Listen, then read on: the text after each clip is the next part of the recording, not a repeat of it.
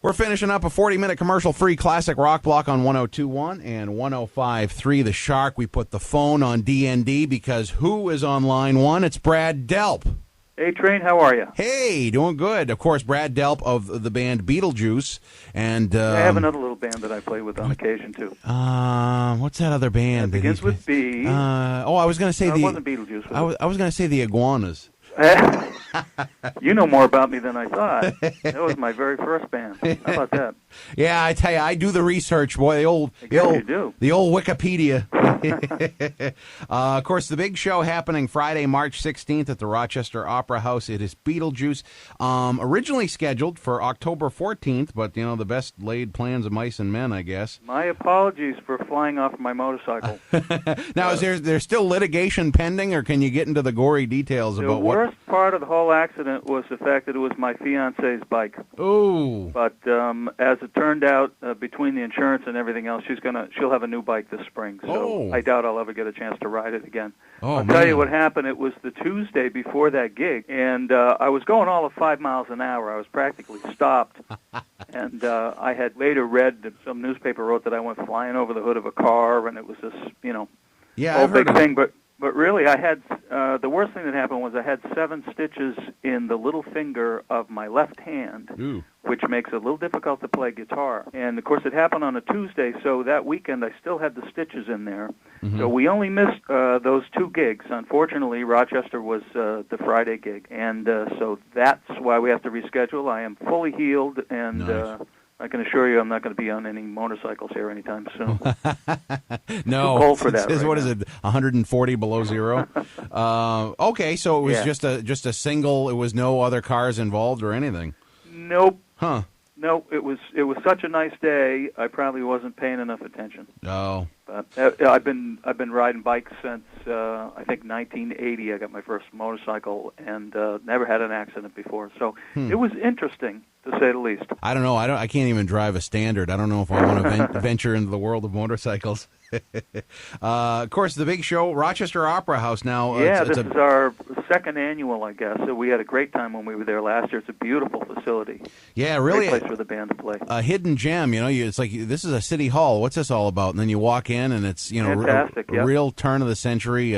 You can hide 500 people in there. It's a 1,000-seater. It's terrific, a great stage, and as I say, it's great for the band because we play pretty much every weekend, and it's pretty much divided between doing club, which are 18 and over, and then the other half are all ages shows where we get to play some very nice venues like the Portsmouth Music Hall we were at not too long ago, and again the Opera House when we played there last year was just really terrific, and it's fun getting a chance to do all ages shows because we invariably have a lot of kids that show up, and it's interesting because they're usually the first ones that are dancing in the aisles, and more than that, singing along with some songs that I wouldn't expect they would have ever heard. So apparently their parents have brought them up right. Oh yeah, it really is. And it's really a testament to the Beatles that they have such a wide appeal like that. It's so timeless that music.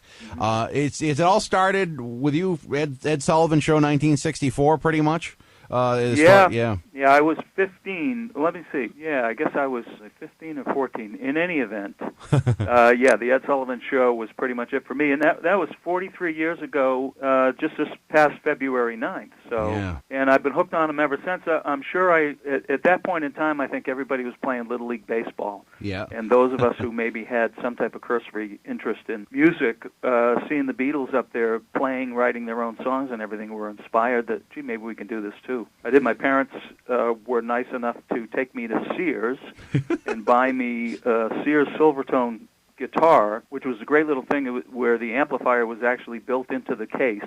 It was all of 5 watts. Well, I think that's it was like cranking. a 3-inch speaker, but so I couldn't cause too much ear damage in the house. And the first thing I learned to play was the little opening lick, and you can't do that.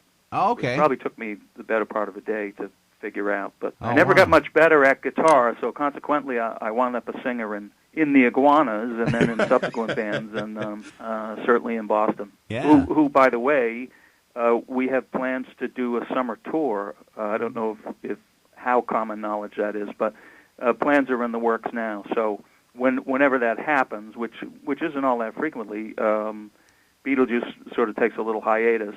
Yeah. And I get to go out and have fun playing Boston songs. And then, of course, we've been doing Beetlejuice now for 14 years, and that started out strictly as a hobby, really self-indulgent. And we're bound and determined that it remain that way. It never feels like a job, which is it's just great fun. Yeah. To play those songs, and we play close to probably between 50 and 60 songs during the course of a night.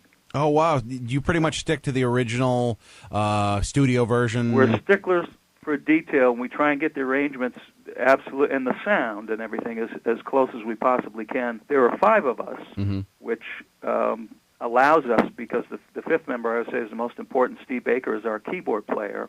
He plays guitar as well, but he does a fantastic job arranging and getting all the sounds, so we can do things like Strawberry Fields and A Day in the Life, all the things that the Beatles, couldn't do back in the 60s. Just technically, we do I Am the Walrus. I think he did a particularly fantastic job with the arrangement on that. So. Now, yeah, does he replicate the sound effects like "Good morning, Governor" or whatever? Well, we chip in with all of those things too. Okay. At the end of that, but he just does such a fantastic job with getting the string sounds right, and if we do something like "Got to Get You Into My Life," and he's got the horns right there. Oh, wow. So it's great fun to do those, and like I said, we do everything from "I Want to Hold Your Hand" and "Hold Me Tight" and "It Won't Be Long" and old songs like that. Oh, yeah.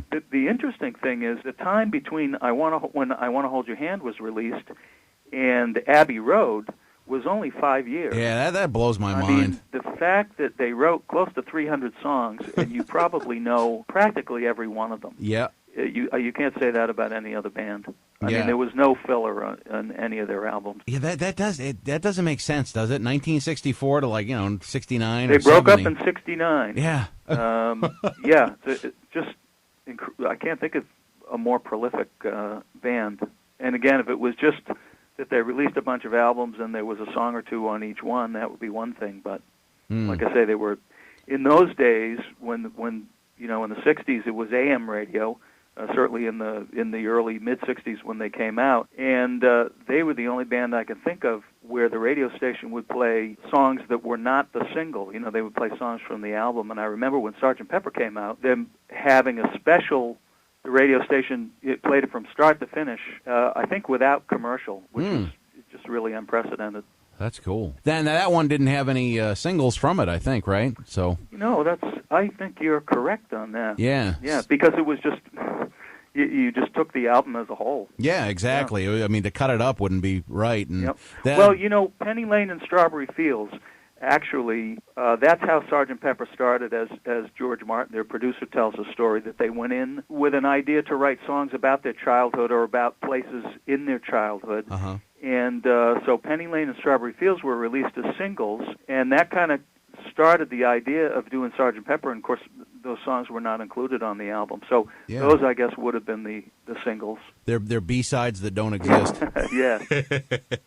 Oh, man. Now, of course, when you say George Martin tells a story, that just means that he probably told you that story while you guys are out at a restaurant or something. Well, I have to say, one of the great thrills for me, of course, one was I got to meet and actually play with Ringo Starr's All-Star Band on his first All-Star tour. Yeah. And that's because his tour manager at the time had been Boston's tour manager when we went out on the Third Stage tour. So that's how I lucked into that. I have Tom Scholz indirectly to thank for that. Huh. The other great thing that's happened to me is I have met George Martin. Actually, one time I got to actually be part of he was conducting the Hollywood Bowl Orchestra, and it was for the Prince's Trust charities that they have every year. Mm-hmm. And there were a number of people involved in that, and I was fortunate to be one of them. Got to sing Obla Di, Obla Da. Ah, nice. And Live and Let Die with George Martin conducting the Hollywood Bowl Orchestra. Wow. But better than that, I'm rambling now.